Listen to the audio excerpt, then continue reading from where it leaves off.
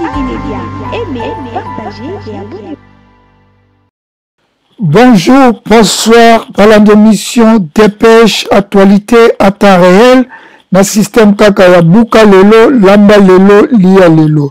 Dépêche ezalaka toujours présenté Nangamoko Mishonoka, aspect spirituel Bopeto, Nanzoto Pe, Namolimo. Dépêche elekaka na chaîne bino ya YouTube ASTV Média. Ceux qui n'ont s'abonné, s'abonner à la page na biso ya YouTube, cliquez cloche à notification. Quand vous cliquez les sous deux fois et puis ça noir, vous allez relaxer que vous abonné full. Quand vous trouvez dans votre émission, vous allez direct na YouTube na auto na page na yo. Na dépêche lelo tokolobela mingi makambo ezole kanamboka na biso. Tolingaki tozwa ba interview ya ba président anglophone et basali en anglais. Le peuple congolais a comprendre l'anglais, moi comprendre les athées, parce que biso pays na biso est francophone, lingalophone, chilubaphone, qui congophone, qui swahiliphone, donc na ndenge wana yango tolobaki tozwa ba interview wana o basali en anglais, to interpréter yango na lingala pour peuple congolais à comprendre situation nini eza koleka pona mboka na biso intention ya bakonzi ya libanda ezali nini tokozwa pe oyo balobi na français wana moye to interpréter yango ezali te bokola na interprétation ya mwasi ya Paul Kagame devant Trump na États-Unis bamaki na honneur avec banquette moko ya somo yango likambo ezopesa biso pasi ezolakisa ke bapays wana ekosoutenir biso te il faut tobunda bitumba ezala tozwa baarme blanche baarme artisanal ndenge mozalobaki tobunda soki baboma biso nyonso 5 millions baboma biso bokolanda Museveni makanisi na eza nini bokolanda président ya sud-africain ya sud-afrique makanisi na eza nini epuis cérémonie ya basoda na bango bakufaki bokolanda mpe chef d'état major ya sud-africain ide na ezali nini mpona bitumba oyo ezali koleka na suka tokosukisa na extrait ya Ibrahim Traoré mpona ndenge alobeli Congo ndenge alobeli Afrique mpe tokozwa président ya Burundi ye mpe alobi na français sans plus tarder tolanda tosengi ogide biso mpe ngolu na yo ezala na biso na temps oyo tosengi puissance na yo engenga likolo na biso longola banzela ya intégrité ya conscience ya spirituelle omemi biso na mipepe pesa biso makasi kati na bolembo tombola biso na moma ya désespoir lelo totelemi mpo na bolingo na yo oyo epolaka te mpe etikaka biso te guide biso na paix lokola maloba na yo elobi pambola batu balukaka kimia mpo babengama bana na nzambe papa kati na kimia nde ebandi na mitema na biso tika ete baaction na yo eguide biso na bolingo na compassion na maloba na biso etondisama na bolingo esopela biso mwinda ya espoir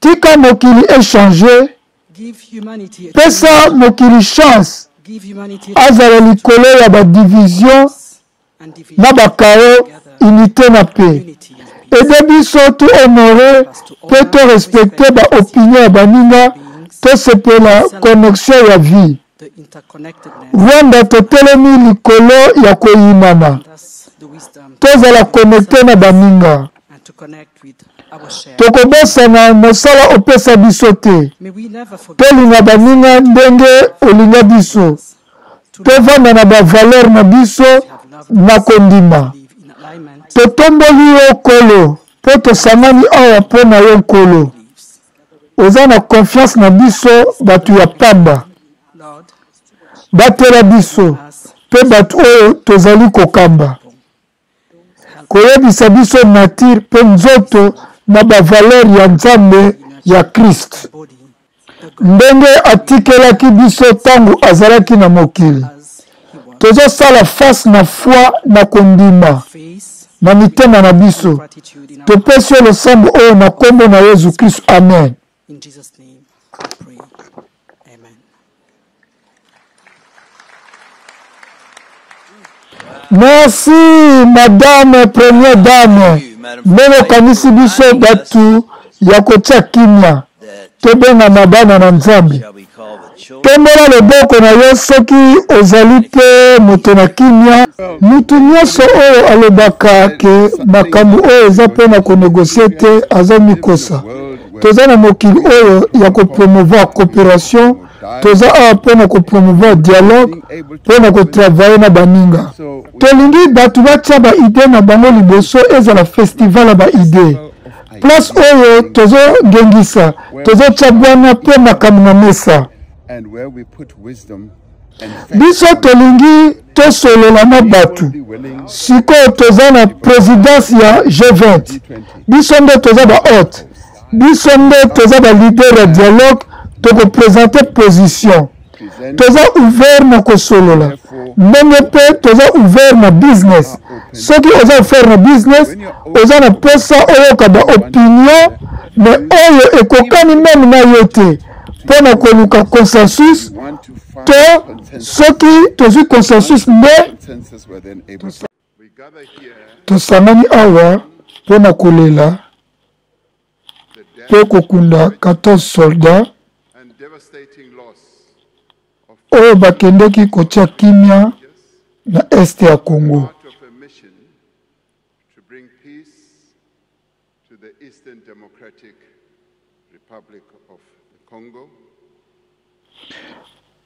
Topesi ba honneur na biso pe togumbi mutu po na sergent Edi Elo, staff sergent Mulawe, staff sergent Tosan Metofia, caporal Matu Melese, caporal Renae, lance bombardier Itemele, lance caporal Sheikh Mufato, lance caporal Métisse Kassouse, rifleman CBT Anne Richard, rifleman Derrick Malou, rifleman Sidiki Andrich, rifleman Calva Louis, rifleman Moukete Joseph, private Peter Jakuba.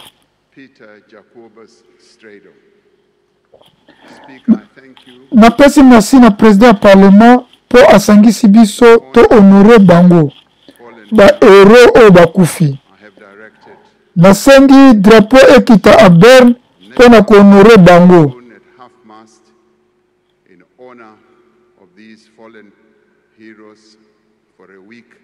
Po na une semaine ekobanda lobi. À part ça, basoda ya alliance mususu bakufi po na bakongole bavanda na kimia pe sécurité. Bakufi of the Congolese people to live in peace and security.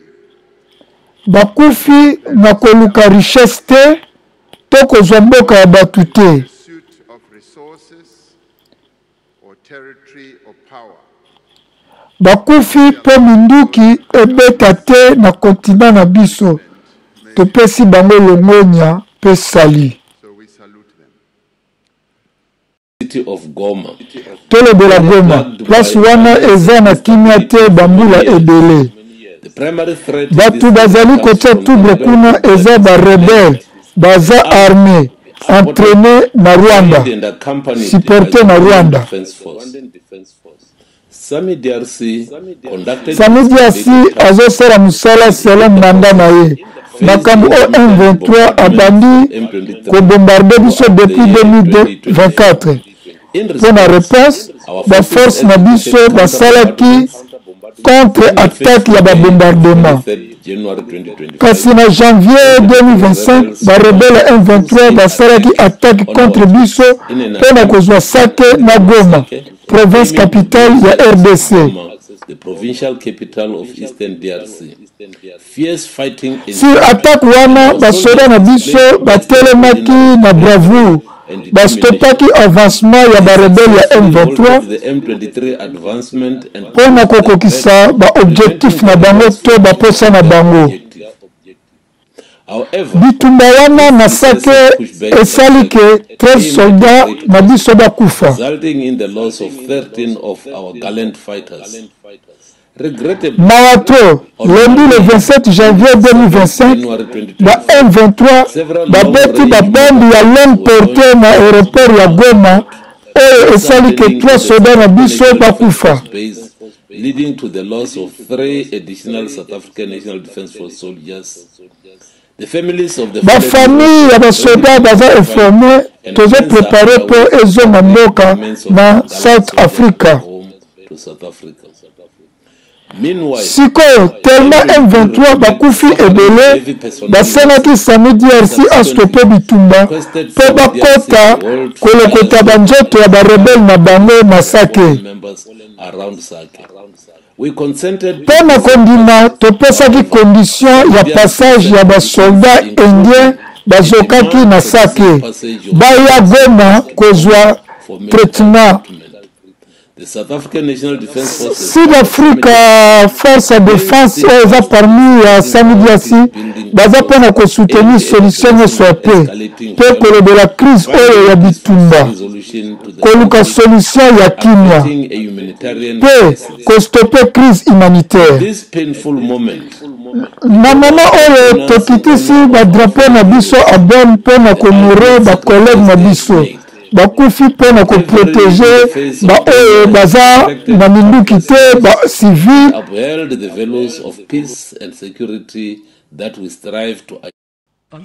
Répondre na question nanga direct na mission ya RDC, est-ce que bozobunda esika moko na ba FDLR? Musala na biso eza kosoutenir gouvernement ya RDC. Question nanga eza RDC te eza FDLR. Yango tozali kosala tozo travailler na force ya RDC boza kobunda esika moko te na ba FDLR. Oyebi ba question oyo nazondima ba défense force nde eza na réponse possible. Situation sur le terrain eza kotravailler na batu nyonso. Tant que situation est mobile, il faut que associer batu nyonso, même ba M23 pe bango pe bazo sangana ba force mususu na terrain. Wana ekokoma réseau tactique ko travailler na batu tout na terrain. Yango wana ezosalama de temps en temps. Soki ezosalama donc bino bozobundana ba FDLR omoni te ke ekosepelisa moto na Rwanda parce que Rwanda alobi FDLR eza ba rebelle génocidaire lokola kaka ba M23. Soki ebimi ke bozobundana ba FDLR Rwanda kosepela te. Eza na ba groupe rebelle ebele na est ya RDC. Soki otangi résolution ya African Nation batangi bakombo na bango ndenge bakozala neutraliser to bakozala désarmé. Président Museveni, son excellence, liloba kozala direct moko oyo lobi eza likambo ya président Tshisekedi kosolola direct na ba M23 na batu nyonso baza na conflit na ye.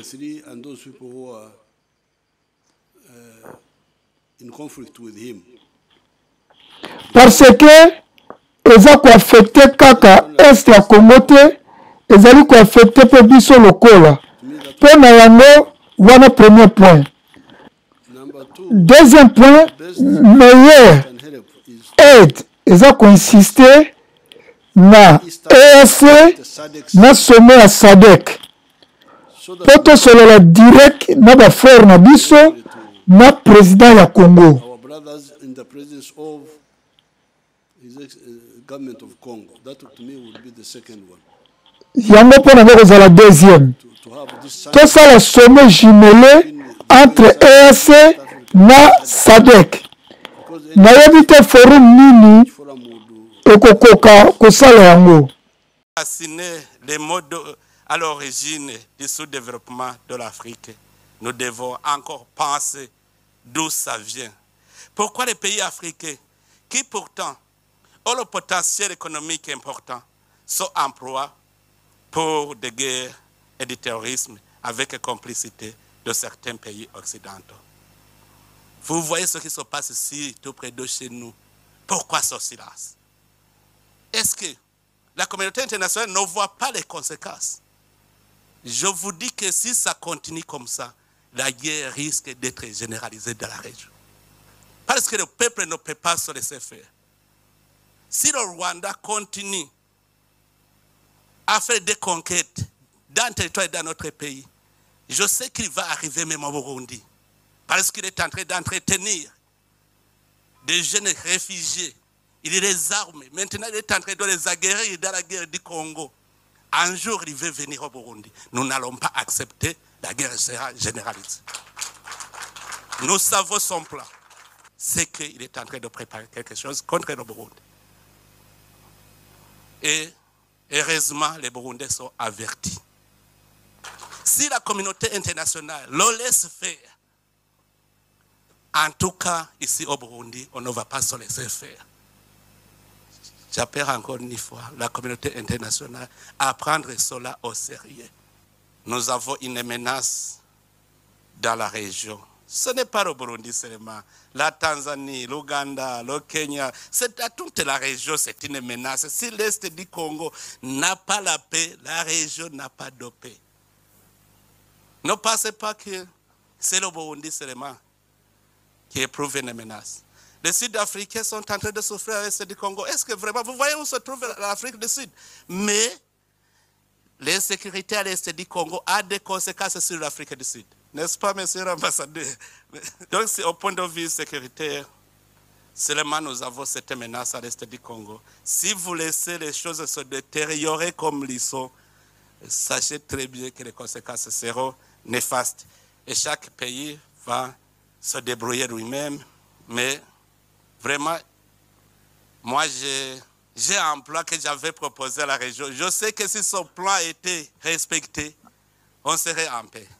Parce que vous savez, si le Rwanda justifie sa présence par la présence des FDLR, est-ce que ce n'est pas une question qui peut être résolue pacifiquement? Sacrifier le peuple congolais, tuer des millions de gens, sous prétexte qu'il y a une menace. Est-ce que cela ne peut pas être réglé sans verser le sang des innocents? Je sais que les RDC et le Rwanda peuvent s'entendre très bien sur la gestion de ce mouvement. Moi-même, je disais qu'il faut une coalition internationale de lutte contre les groupes armés étrangers à l'est de la RDC. Comme ça, ça va garantir le Rwanda et ça va aussi permettre au Congo d'entamer le processus de paix. Qu'est-ce qui manque? Qu'est-ce qui manque? C'est parce qu'il y a complicité. Sinon, si tous nous sommes d'accord de nous mettre ensemble pour combattre tout groupe armé étranger à l'est de la RDC, ça sera fini parce que ça va garantir le Rwanda. Ça va aussi permettre au Congo d'organiser son pays pacifiquement. Ça, c'est un. Si on parle de M23, moi, j'avais essayé de me mettre en contact avec les responsables du M23. Je leur ai dit, si réellement vous n'êtes pas des Rwandais, pourquoi vous n'acceptez pas de déposer les armes et emprunter le chemin de la paix? Comme vous êtes Congolais, vous aimez votre pays. Alors, à ce moment-là, ils m'ont dit, nous sommes d'accord, parce que je leur disais, aussi longtemps que vous n'êtes pas cantonné, on ne saura pas qui est Rwandais, qui est Congolais. Il faut d'abord aller dans la zone de cantonnement, comme ça les Congolais sont à part, et puis les Congolais vont entamer le processus de paix, et les Rwandais vont rentrer chez eux. Sinon, on va toujours vous considérer comme des Rwandais. Et ils m'ont dit, le problème c'est qu'on nous impose d'être cantonné dans une zone invivable. J'ai envoyé mes officiers pour aller inspecter la zone. C'était la zone de Sabignon. Ils ont trouvé que la zone était invivable. Et j'ai proposé au gouvernement congolais de décider sur une autre zone. Le gouvernement congolais a accepté. Nous avons fait la reconnaissance de la zone de Lomangabo.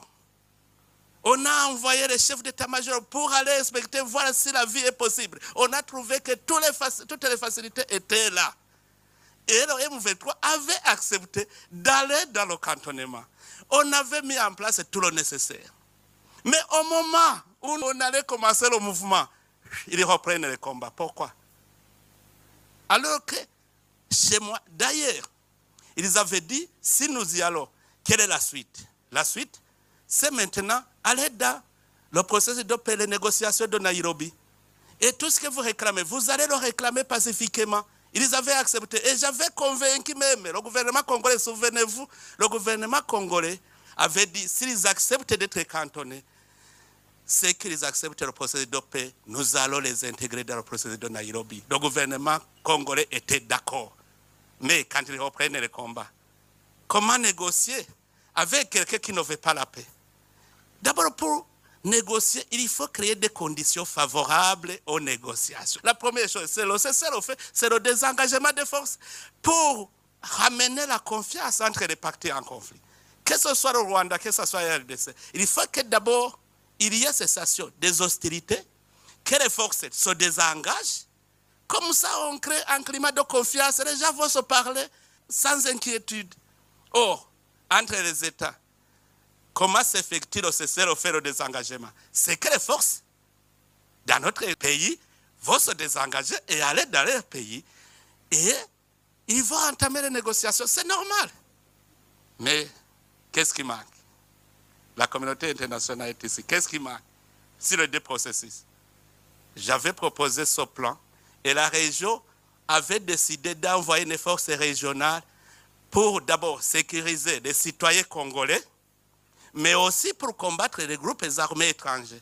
C'est cela la présence du Burundi en RDC. On est allé dans le sens de l'idéologie régionale. Quand nous sommes arrivés au Sud Kivu, vous êtes témoins. La paix et la sécurité a été ramenée. On a entamé le processus de réconciliation des communautés congolaises. Mais la guerre, nous ne l'avons pas choisie. Elle nous a été imposée et nous la ferons. La guerre n'est pas coûteuse, elle n'est pas plus coûteuse que nos vies que nous perdons. Donc, il faut la faire. C'est la seule option qui est là.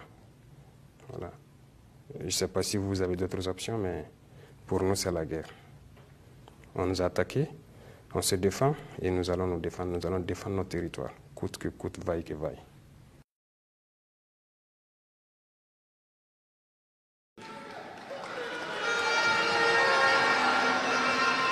Nous ne pourrons pas parler d'intégration dans le thème et de ne pas parler de l'Union africaine. Parce que c'est cette organisation qui devrait nous unir, créer l'intégration réelle. Mais nous sommes au regret de voir ces guerres qui persistent sur le continent africain, qui tuent des millions de jeunes, et que cette organisation, qui est à la tête d'États pourvus d'armées, n'arrive pas à s'organiser pour soutenir certains pays. L'union n'est pas juste un mot. L'union, c'est un symbole. Et nous, jeunes, devrions apprendre leçon de cette situation pour nous unir, pour faire de l'intégration une réalité. J'ai été désagréablement surpris lorsque l'Éthiopie, qui abrite donc le siège de l'Union africaine, vivait un conflit. Et quand j'ai vu le Premier ministre se mettre en treillis et annoncer fermer l'université à Addis Abeba pour faire face à la menace, je n'ai pas vu l'action de l'Union africaine pour protéger ces sièges. Les États occidentaux, pour la plupart, voyaient Addis Abeba tomber, ont plié bagages et partir. L'Éthiopie s'est battue, a trouvé une solution interne et vit plus ou moins en paix aujourd'hui. Les enfants du Congo meurent depuis des années. Plusieurs autres conflits, tels au Soudan, existe sur le continent. Nous aurions aimé voir l'Union africaine générer les forces et toutes les stratégies nécessaires pour soutenir ces États pour qu'ils puissent retrouver la paix. Nous ne viendrons même pas parler de nous ici au Sahel. Depuis près de 10 ans, le Sahel est le théâtre du terrorisme international. Mais nous ne voyons aucun soutien de ces organisations pour trouver une solution à ce problème.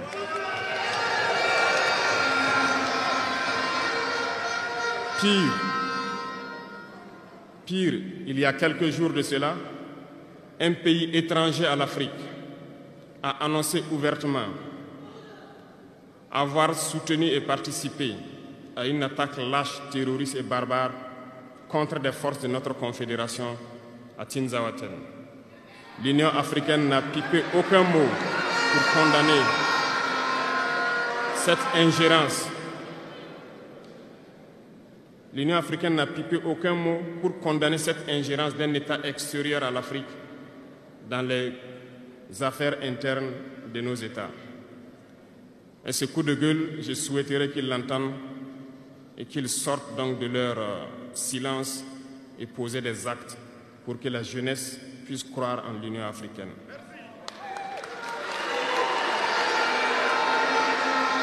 Il nous faut nous unir. Il nous faut nous unir et la seule manière de s'unir, c'est de se parler, de se comprendre et de pouvoir donc asseoir les bases de cette unité-là. Et jeunes, laissez-moi vous dire que pour s'unir, il y a 3 mots, 3 grands vices qu'il faut bannir de nos comportements et de notre vie. Je parle de la lâcheté, la traîtrise et l'incompétence.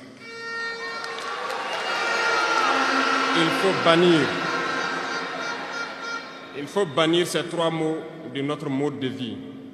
Et je m'en vais vous expliquer pourquoi. La lâcheté recouvre beaucoup de vices. Un lâche a toujours peur. Et lorsqu'on a peur, on devient un esclave.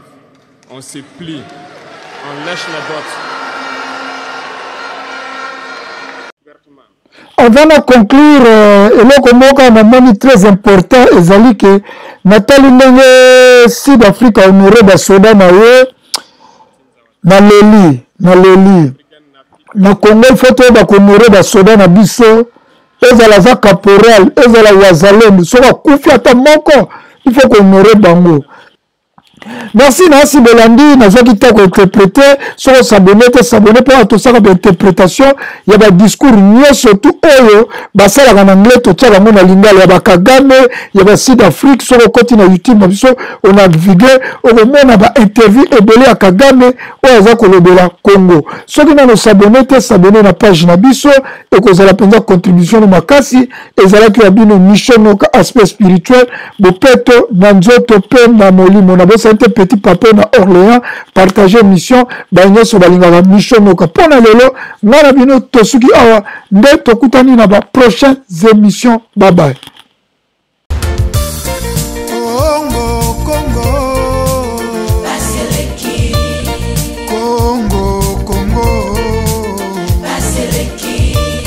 Peuple azali kolela likola ba politicien ya moyibi